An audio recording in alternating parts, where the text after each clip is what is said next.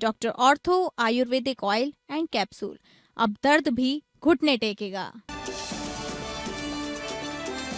Sultanpur MP MLA session court में राहुल गांधी को बड़ी राहत। मानहानि केस में राहुल गांधी की आवाज के नमूने की जांच वाली बीजेपी नेता की याचिका खारिज। 18 जुलाई को होगी मुख्य सुनवाई। मजिस्ट्रेट कोर्ट में चलेगा मूल मुकदमा। आजम खान को बड़ा झटका। रामपुर विकास प्राधिकरण ने जौहर यूनिवर्सिटी की 40 में से 38 इमारतें गिराने का दिया आदेश। निर्माण ध्वस्तीकरण के लिए 15 दिन की दी गई मोहलत। गाजियाबाद की सोसाइटी में लिफ्ट बनी अखाड़ा। क्रॉसिंग रिपब्लिक के GH7 सोसाइटी में लिफ्ट में पूर्व AOA पदाधिकारियों में 4 मिनट तक चले लात घूंसे। घटना का सीसीटीवी वीडियो सोशल मीडिया पर वायरल।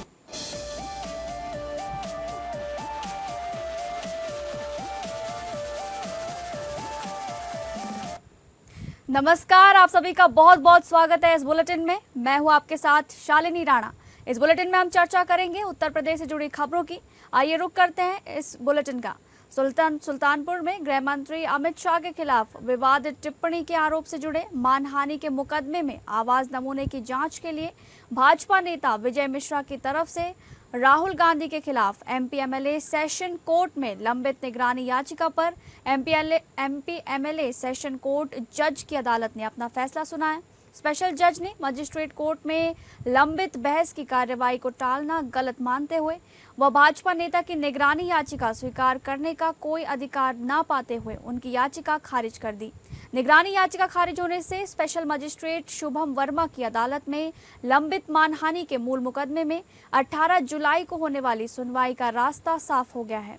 पूर्व में मजिस्ट्रेट कोर्ट ने मामले में राहुल गांधी को व्यक्तिगत बंद पत्र व जमानतनामा पेश करने एवं फाइनल बहस के लिए कार्यवाही नियत की थी। इस बीच गत 12 मार्च को परिवादी विजय मिश्र की तरफ से राहुल गांधी के आवास की जांच व मिलान विधि विज्ञान प्रयोगशाला से कराने के लिए अर्जी दी गई थी। मजिस्ट्रेट कोर्ट ने परिवादी की अर्जी को गत 2 मई को खारिज करते हुए पूर्व में जारी कार्यवाही के अनुसार बहस करने व जमानतनामा पेश करने का आदेश जारी किया था। पर मजिस्ट्रेट कोर्ट के आदेश को चुनौती देते हुए परिवादी भाजपा नेता ने एमपी एमएलए सेशन कोर्ट में निगरानी याचिका प्रस्तुत की थी और मजिस्ट्रेट कोर्ट में लंबित मामले में बहस की कार्यवाही रोक दी थी। फिलहाल निगरानी याचिका खारिज होने से भाजपा नेता को मजिस्ट्रेट कोर्ट के बाद सेशन कोर्ट से भी झटका लगा है। आज माननीय राहुल गांधी जी के मामले से संबंधित एक निगरानी एमपी एमएलए कोर्ट नंबर 5 के यहाँ विचाराधीन थी और निगरानी निरस्त की गई। निगरानी निरस्त होने के बाद मूल पत्रावली में 18 जुलाई 2023 तक नियत की गई है। निगरानी निरस्त होने के बाद मूल पत्रावली में बहस की सुनवाई जो है वो आगे कार्यवाही। अगली खबर का रुख करेंगे, जहां पर जेल में बंद समाजवादी पार्टी के वरिष्ठ नेता मोहम्मद आजम खान के ड्रीम प्रोजेक्ट जौहर यूनिवर्सिटी पर बड़ी कार्रवाई की गई है। यूनिवर्सिटी के 40 में से 38 भवनों को बिना नक्शा पास कराए निर्माण करने के चलते अवैध करार देकर रामपुर विकास प्राधिकरण ने आदेश पारित करते हुए जौहर यूनिवर्सिटी के 38 भवनों को 15 दिन के भीतर स्वयं ध्वस्तीकरण करने के आदेश दिए हैं। जौहर यूनिवर्सिटी रामपुर की तहसील सदर के ग्राम सिंह खेंडा क्षेत्र में बनी हुई, जो कि 2024 से रामपुर विकास प्राधिकरण के अंतर्गत आता है। ऐसे में यहां निर्मित भवनों के नक्शे पास कराए जाने की बाबत आरडीए ने जौहर यूनिवर्सिटी को नोटिस देकर जानकारी तलब की थी, परंतु संतोषजनक जवाब न मिलने पर अब ध्वस्तीकरण के आदेश पारित कर दिए गए हैं। जिलाधिकारी रामपुर अजय कुमार द्विवेदी ने जानकारी देते हुए बताया कि जौहर विश्वविद्यालय के भवन का निर्माण ग्राम सिगनखेड़ा में हुआ है, जो आरडीए के क्षेत्र अंतर्गत आता है। जांच में ये ज्ञात हुआ था कि वहां जो भवन निर्माण हुआ है वो बिना अनुमति के हुआ है। इसके संबंध में उनको नोटिस दिया गया था। उन्होंने अपना लिखित जवाब प्रस्तुत किया है। इसके साथ ही आज प्रातःकाल व्यक्तिगत सुनवाई का भी अवसर दिया गया था। सारी कार्रवाई संपन्न होने के बाद ये तथ्य प्रकाश में आए हैं कि जौहर यूनिवर्सिटी में 40 भवनों का निर्माण किया गया था, जिसमें मात्र 2 ही भवन ऐसे हैं जिसका मानचित्र स्वीकृत है। शेष 38 जो भवन है जो बिना मानचित्र स्वीकृत बनाए गए थे। इस प्रकार से इसको अवैध निर्माण पाया गया। इसकी ध्वस्तीकरण का आदेश आज पारित कर दिया गया है।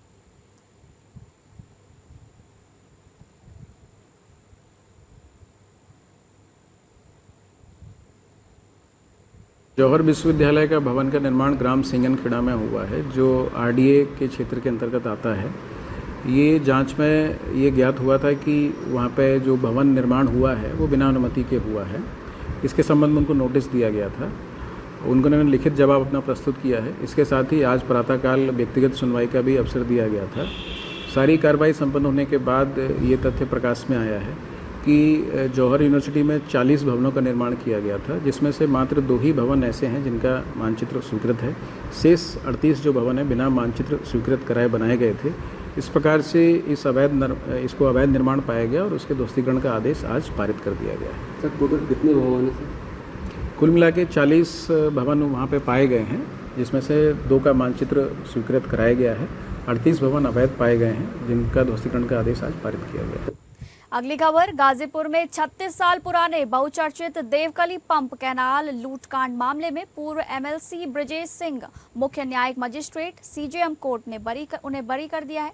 मामला 3 दिसंबर 1990 का है, जब सैदपुर थाना क्षेत्र में नहर निर्माण कार्य चल रहा था। उस दौरान ठेकेदार सरफराज अंसारी मौके पर मौजूद थे। आरोप है कि उसी समय नीली मारुति कार से ब्रजेश सिंह, त्रिभुवन सिंह, विजय नारायण सिंह समेत अन्य लोग हथियारों के साथ वहां पहुंचे। आरोपियों ने मौके पर फायरिंग कर दहशत फैलाई, मारपीट की और वहां खड़े ट्रक के टायर में गोली मारकर उसे पंक्चर कर दिया। घटना के दौरान ठेकेदार और कर्मचारी किसी तरह जान बचाकर वहां से भागने में सफल रहे। मामले में कुल 3 मुख्य आरोपी हैं, जिनमें से त्रिभुवन सिंह और विजय नारायण सिंह की फाइल हाईकोर्ट में विचाराधीन है, जबकि ब्रजेश सिंह के मामले को अलग कर गाजीपुर सीजेएम कोर्ट में सुनवाई की जा रही है। वकील सुमित श्रीवास्तव ने बताया कि 3 दिसंबर 1990 को धर्मरपुर पंप कैनाल पर मारपीट का एक मामला था, जिसमें अपराध पंजीकृत कराया गया था। मामले में 3 लोग आरोपी थे। अन्य 2 लोगों विजय नारायण सिंह और त्रिभुवन सिंह की फाइल हाईकोर्ट में विचाराधीन है। ब्रजेश सिंह के खिलाफ न्यायालय में विचारण चला और 9 गवाहों की गवाही के बाद बुधवार न्यायालय ने साक्ष्यों को देखने के बाद आज ब्रजेश सिंह को बरी कर दिया है। Sumit Srivastava, advocate, civil court Ghazipur. Sumit ji, आज सीजेएम कोर्ट से एक मामला था ब्रजेश सिंह का, क्या मामला था और उसमें क्या कार्रवाई हुई? ये मामला एक्चुअली क्या था कि 3 दिसंबर 1990 धर्मरपुर देवकली पंप कैनाल में मारपीट का एक मामला जो है सरफराज अहमद द्वारा पंजीकृत कराया गया था। उस मामले में आरोप पत्र माननीय न्यायालय में आया था। 3 लोगों के खिलाफ आया था। ब्रजेश सिंह के खिलाफ आया था, त्रिभुवन सिंह के खिलाफ आया था, विजय शंकर सिंह के खिलाफ आया था। विजय शंकर सिंह, त्रिभुवन सिंह की पत्रावली माननीय उच्च न्यायालय के आदेश से वो अलग कर दी गई है। इनके खिलाफ विचारण माननीय न्यायालय में चला। 9 गवाह पेश हुए। 9 गवाहों ने अपना बयान दर्ज कराया। न्यायालय ने पत्रावली पे उपलब्ध साक्ष्यों को देखने के बाद, मूल्यांकन के बाद ब्रजेश सिंह को दोषमुक्त कर। अगली खबर का रुख करेंगे, जहां पर लोक जनशक्ति पार्टी की प्रदेश कार्य समिति की बैठक राजधानी लखनऊ में आयोजित हुई। इस दौरान चिराग पासवान ने कहा कि पार्टी अपने विस्तार की तरफ बढ़ रही है। उन्होंने कहा कि मेरे पिता रामविलास पासवान के हृदय में बसने वाला प्रदेश उत्तर प्रदेश हमारी प्रथम प्राथमिकता होगी। उत्तर प्रदेश की राजधानी लखनऊ में लोक जनशक्ति पार्टी रामविलास की प्रदेश कार्य समिति की बैठक में पार्टी प्रमुख चिराग पासवान ने उत्तर प्रदेश की सियासत को लेकर एक बड़ा शंखनाद कर दिया है। चिराग ने साफ कर दिया है कि लोजपा अब यूपी में अपने पैर मजबूती से पसारने के लिए पूरी तरह तैयार है। कार्यकर्ताओं को संबोधित करते हुए चिराग पासवान भावुक भी नजर आए। उन्होंने कहा कि उनके पिता दिवंगत रामविलास पासवान के हृदय में बसने वाला उत्तर प्रदेश अब पार्टी की पहली प्राथमिकता है। पार्टी हर वर्ग को साथ लेकर चल रही है और इसके लिए जमीन पर लगातार चौपालें लगाई जा रही हैं। लखनऊ दौरे के दौरान चिराग पासवान ने उत्तर प्रदेश के मुख्यमंत्री योगी आदित्यनाथ से भी मुलाकात की। उन्होंने इस मुलाकात को बेहद शानदार बताते हुए कहा कि मुख्यमंत्री योगी आदित्यनाथ के साथ कई महत्वपूर्ण और राज्य के विकास से जुड़े विषयों पर बेहद सकारात्मक बातचीत हुई है। देश के कई राज्यों में लोकल बॉडी के चुनाव में अपनी उपस्थिति दर्ज कराकर अलग अलग क्षेत्रों पर लोक जनशक्ति पार्टी रामविलास के जनप्रतिनिधि स्थानीय समस्याओं को लेकर वहाँ के लोगों की चिंताओं का समाधान करने का प्रयास कर। ऐसे में हमारे देश के सबसे बड़े राज्य उत्तर प्रदेश, जो मेरे नेता आदरणीय रामविलास पासवान जी के दिल के काफ़ी करीब जो राज्य रहा और उन्होंने अपने रहते हुए भी हमेशा प्रयास किया कि बिहार के साथ साथ उत्तर प्रदेश में भी पार्टी का जनाधार संगठन को मजबूती देने का कार्य किया जाए। आज जब वो हम लोग के बीच नहीं है तो ये जिम्मेदारी पार्टी के हम सब कार्यकर्ताओं की बनती है कि उनकी इस सोच को हम लोग आगे लेकर जाने का काम करें। अगली खबर पीलीभीत में उत्तर प्रदेश सरकार में जल शक्ति एवं बाढ़ नियंत्रण मंत्री स्वतंत्र देव सिंह द्वारा आज विभाग के नवनिर्मित आधुनिक कार्यालय एवं आवासीय परिसर में परियोजना लागत 753.10 लाख का विधि विधान से पूजन और फीता काटकर एवं बटन दबाकर पिपरिया संतोष में लोकार्पण किया गया। मंत्री ने कहा कि यह परियोजना विभागीय कार्य प्रणाली को और अधिक सुदृढ़, पारदर्शी और जन अनुकूल बनाने की दिशा में एक बड़ा कदम है। नवनिर्मित कार्यालय को अत्याधुनिक इंफ्रास्ट्रक्चर, डिजिटल कनेक्टिविटी और उन्नत कार्य प्रणालियों से लैस किया गया है ताकि जनता की समस्याओं का त्वरित निस्तारण हो सके। उन्होंने कहा कि अधिकारियों और कर्मचारियों के लिए परिसर में ही उच्च स्तरीय आवासीय भवनों का निर्माण किया गया है जो उनके कार्य जीवन संतुलन को बेहतर बनाएगा। संपूर्ण परियोजना में पर्यावरण संरक्षण का विशेष ध्यान रखा गया है जिसमें रेन वाटर हार्वेस्टिंग और ग्रीन बेल्ट को शामिल किया गया है। लोकार्पण समारोह को संबोधित करते हुए मंत्री स्वतंत्र देव सिंह ने कहा कि ये नया कार्यालय सिर्फ एक भवन नहीं बल्कि सुशासन और जनसेवा का एक नया केंद्र बनेगा। यहाँ बैठने वाले अधिकारी पूरी निष्ठा और ऊर्जा के साथ जल शक्ति व सिंचाई परियोजनाओं को गति देंगे। मंत्री ने आगे कहा कि प्रदेश सरकार ने प्रदेश की 110 नहरों का सिंचाई हेतु पुनरुद्धार किया है। उन्होंने कहा कि वर्षा के पानी को मेड़बंदी, रेन हार्वेस्टिंग सिस्टम आदि के माध्यम से रोका जाए जिससे कि भूमि के जल स्तर को बढ़ाया जा सके। इसके साथ ही मंत्री, जनप्रतिनिधिगण एवं जिलाधिकारी ने परिसर में पौधारोपण भी किया। जिलाधिकारी ने मंत्री को एक जनपद एक उत्पाद के तहत बांसुरी एवं स्मृति चिन्ह भी भेंट की।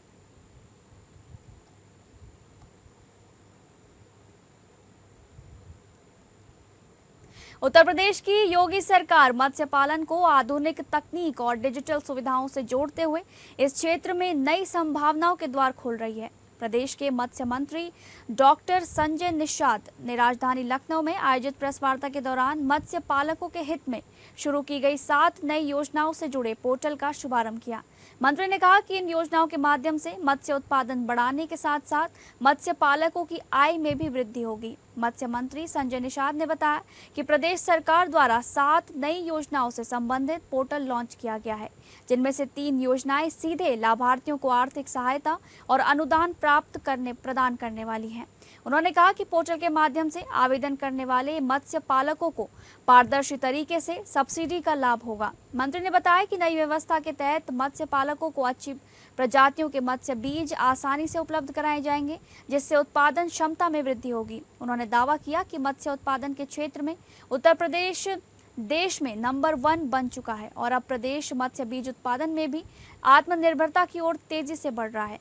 प्रदेश में चिताला और मेजर कॉर्प जैसी महत्वपूर्ण मछलियों के संरक्षण और संवर्धन पर भी विशेष ध्यान दिया जाएगा। साथ ही मत्स्य उत्पादों के बेहतर विपणन के लिए प्रदेश में मत्स्य मंडियों की स्थापना भी की जाएगी।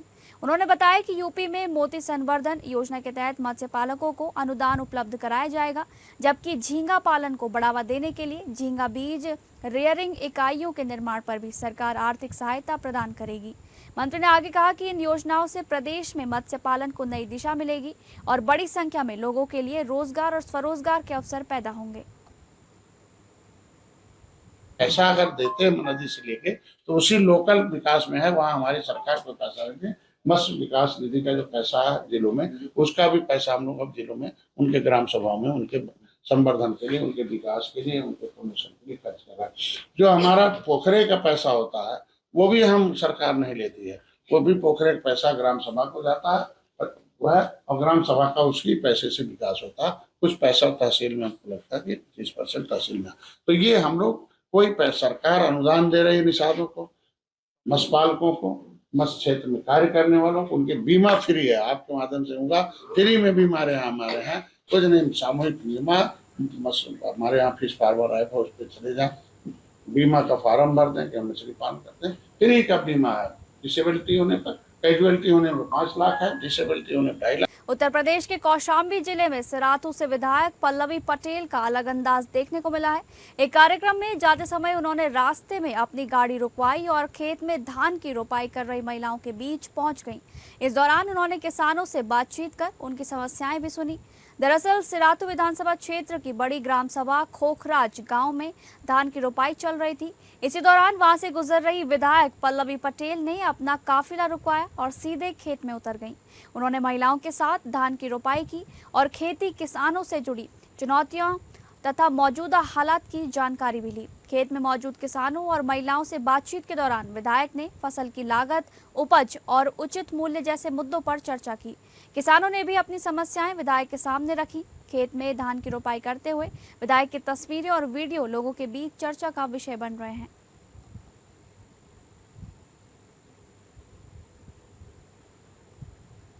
अगली खबर, लोकदल के राष्ट्रीय अध्यक्ष एवं पूर्व एमएलसी चौधरी सुनील सिंह ने आयोजित प्रेस वार्ता में केंद्र सरकार की इथेनॉल नीति पर गंभीर सवाल उठाते हुए कहा कि इथेनॉल नीति के पीछे एक प्रभावशाली नेटवर्क काम कर रहा है, जिसका उद्देश्य कुछ चुनिंदा निजी कंपनियों को लाभ पहुंचाना है। उन्होंने मांग की कि केंद्र सरकार इस नीति से लाभान्वित होने वाली केंद्रीय मंत्री के पुत्रों की कंपनियों और उनसे जुड़े हितों का सार्वजनिक खुलासा करे, ताकि देश के सामने पूरी पारदर्शिता आ सके। किसानों की आवाज उठाने के लिए, मजदूरों की, एक पूरे के पूरे देश के परेशान लोगों की आवाज उठाने के लिए उत्तर प्रदेश में 2027 में इंडिया अलायंस की सरकार बनाएगा। और सरकार बनाने के लिए हम लोग सब मिलकर आपस में एक इंडिया अलायंस की सरकार जब बनेगी तो इस देश का रास्ता 27 का रास्ता 29 तक जाएगा। और जो भारतीय जनता पार्टी ने इस देश में लोकतंत्र की हत्या करी, वो इस देश की लोकतंत्र की हत्या को रोका जाएगा। अगली खबर, कानपुर नगर के बिल्हौर क्षेत्र में खाद्य सुरक्षा एवं औषधि प्रशासन ने मिलावट के एक बड़े खेल का पर्दाफाश किया है। विशेष अभियान के तहत की गई छापेमारी में 2 कोल्ड स्टोरेज से करीब 5000 किलो आलू बरामद किए गए हैं, जिन्हें कथित रूप से औद्योगिक रेड सीमेंट कलर से रंग कर लाल आलू के रूप में बेचने की तैयारी की जा रही थी। प्रारंभिक जाँच के अनुसार कार्रवाई अनुज कोल्ड स्टोरेज और एम्पा कोल्ड स्टोरेज में की गई। जांच में सामने आया कि इस्तेमाल किया जा रहा रंग खाद्य पदार्थों के लिए स्वीकृत नहीं था, बल्कि फर्श रंगने में उपयोग होने वाला औद्योगिक रंग था, जो स्वास्थ्य के लिए हानिकारक हो सकता है। खाद्य सुरक्षा विभाग ने मौके से रंगे हुए आलू जब्त कर लिए हैं। जब्त आलू की अनुमानित कीमत करीब 1.30 लाख रुपए बताई जा रही है।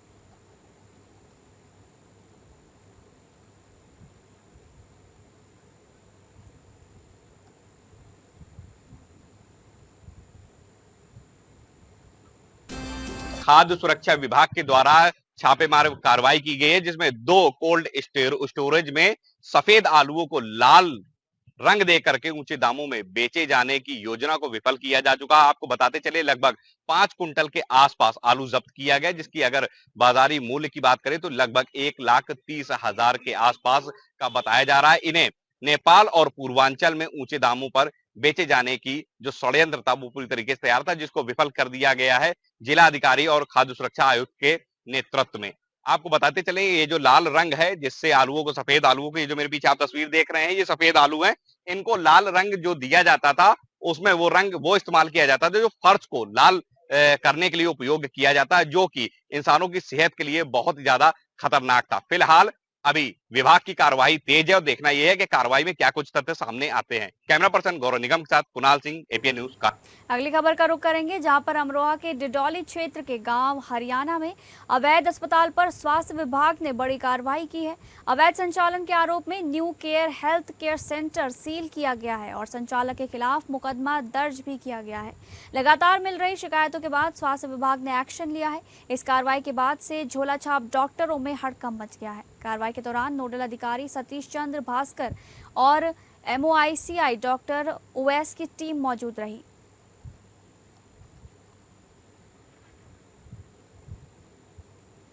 लखनऊ के एक नामी होटल में युवा वैज्ञानिक की मौत से सनसनी फैल गई है। महाराजगंज के रहने वाले 22 वर्षीय युवा वैज्ञानिक राहुल सिंह ने लखनऊ के विभूति खंड स्थित होटल में रुके हुए थे। मंगलवार सुबह होटल कर्मियों ने कई बार दरवाजा खटखटाया, लेकिन अंदर से कोई जवाब नहीं मिला। अनहोनी की आशंका होने पर पुलिस को बुलाया गया। पुलिस ने होटल कर्मियों की मदद से होटल का दरवाजा खोला तो राहुल बेड पर पड़े थे। अस्पताल में डॉक्टरों ने उन्हें मृत घोषित कर दिया। पुलिस ने राहुल के पास मिले दस्तावेजों और मोबाइल फोन के जरिए पीड़ित परिवार से संपर्क करके घटना के संबंध में जानकारी दी। बोला कि आप फील्ड वर्क में काम करिए हमारे साथ, जो 2.5 लाख का प्रोजेक्ट बनेगा हम सरकार को 3 करोड़ में बेचेंगे। ये धोखाधड़ी का केस कर दिए। कोर्ट से नोटिस भी आया, बस्ती से नोटिस आया, कोर्ट से नोटिस आया, सब चीज़ सर। बट हमारा भाई बोला कि हमको प्रोजेक्ट लिए हैं कि हमारे लड़के और लड़की के नाम से प्रोजेक्ट बनेगा, तुम्हारा इसमें नाम नहीं रहेगा। ऑफिशियली कोई भी डॉक्यूमेंट साइन नहीं हुआ था। सर बाबू को बार बार मारने का धमकी दिया जा रहा था सर। घर पे फरवरी से ही घर पे भी वो आए हैं चंद्रभूषण मिश्रा, वही धमकी दे रहे थे। पापा को भी धमकी दे गए हैं मारने के लिए। अगली खबर, क्रॉसिंग रिपब्लिक थाना क्षेत्र की GH7 सोसाइटी में लिफ्ट बंद, जहां पर अखाड़ा बन गया। बुधवार सुबह पूर्व AOA पदाधिकारियों के बीच लिफ्ट के अंदर हुई मारपीट का वीडियो सोशल मीडिया पर वायरल हो रहा है। घटना के बाद सोसाइटी प्रबंधन ने पुलिस को सूचना दी।